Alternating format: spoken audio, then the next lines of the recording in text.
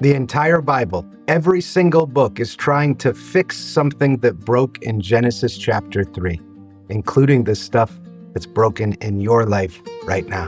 In last week's video, we mapped out the Bible's 7 movements. If you remember, if you haven't, you can go ahead and watch that video as well. The first 3 happen in just 12 chapters. 12 out of 1,189 total chapters. These 12 set up everything. And here's the thing, you can't really understand why Jesus had to die if you don't understand what happened in the garden. You can't really grasp why relationships are so hard, why work feels like grinding, why we all have this sense that things aren't the way they're supposed to be until you read Genesis 1 through 12. Okay, Genesis 1, quote, "Let there be light," end quote. But watch what happens in verse 26. God says, quote, "Let us make mankind in our image," plural. The Trinity's having a conversation, and they decide to make you in their image. For a long, long time, I've really thought about and struggled with what that means to be image bearers, image of God, imago Dei. Do you know what that means? It means you're not just some sort of evolved pond scum. You're a walking, talking picture of the Creator. And He gives humans a job: rule over creation, be fruitful, multiply, fill the earth. Basically, be my representatives, my management team. Make this place beautiful. For exactly 2 chapters, everything is perfect. No shame, no hiding, no death. Quote, "They were naked and felt no shame," end quote. Can you imagine that vulnerability and then still feeling safe? Then Genesis 3, the chapter that explains your anxiety, your shame, your fear of death, and why your relationships implode. A serpent shows up.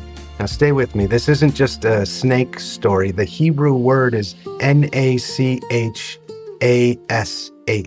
And it can mean serpent, but it can also mean shining one. This is a spiritual rebellion playing out right there in the garden. And he's asked the most devastating question in all of history. He asked this, quote, "Did God really say?" End quote.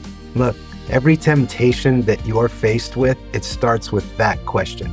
Did God really say, wait until marriage? Did God really say, forgive them? Did God really say money won't make you happy? Whatever that temptation is, did God really say? Seems to be hand in hand with it. Then they eat, and everything, and I mean everything, breaks. They hide from God. First, it's shame. They blame each other. The first broken relationship. God says the ground will fight them. Then work becomes grinding. Pain in childbirth. Creating life, it now involves suffering, and death enters. The slow decay, it begins. But hidden in the curse is this promise, right? Genesis 3:15, God tells the serpent, quote, "I will put enmity between you and the woman, between your offspring and hers. He will crush your head and you will strike his heel," end quote. Do you see that? He will crush your head. That's singular. One offspring, one descendant of evil will crush evil itself. The whole rest of the Bible is looking for that guy.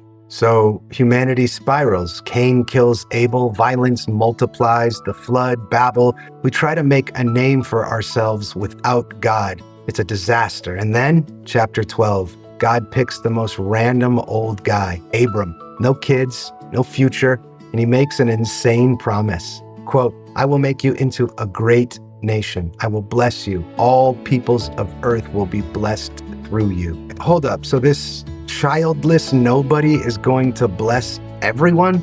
How? Because from Abram, renamed Abraham, will come Israel. From Israel will come David. From David's line will come the one who crushes the serpent's head. You see what's happening here? In 12 chapters, He set up the problem and promised the solution. In just 12 chapters. Everything else, the next 1,177 chapters, is God keeping that promise. This is why Paul calls Jesus the second Adam. The first Adam brought death. The second Adam brings life. This is why Jesus is called the offspring of Abraham. He's the blessing to all nations. This is why Revelation ends with the tree of life and no more curse. Eden restored, better than Eden. So here's what this means for us in our world today. That shame, that guilt, that gnawing that you carry, that started in a garden, but it ended on a cross. That broken relationship, that fractured in Genesis 3. But reconciliation became possible when God reconciled the world to himself. That sense that you're made for more, well, look, you're right. You're an image bearer who lost your way, but the true image of God came to bring you home. You know, in my late teens and early 20s, I was so sure that the accumulation of my sins, that main character syndrome that I lived for so long, where I just knew that, hey, this whole world is here for me.